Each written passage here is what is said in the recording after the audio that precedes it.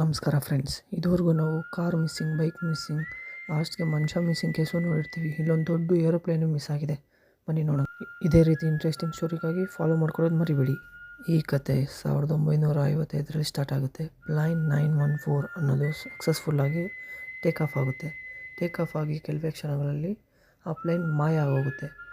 ಅವ್ರು ಎಷ್ಟು ಹುಡುಕಿದ್ರು ಸಿಗಲ್ಲ, ರೇಡರ್ನಲ್ಲಿ ಹುಡುಕಿದ್ರು ಸಿಗಲ್ಲ, ಪ್ಲೈನೂ ಸಿಕ್ಕಿಲ್ಲ, ಜನನೂ ಸಿಕ್ಕಿಲ್ಲ, ಪೈಲಟು ಸಿಕ್ಕಿಲ್ಲ. ಮತ್ತು 1992ರಲ್ಲಿ ಒಂದು ಪ್ಲೈನ್ ಲ್ಯಾಂಡಿಂಗ್ಗೆ ಪರ್ಮಿಷನ್ ಕೇಳುತ್ತೆ.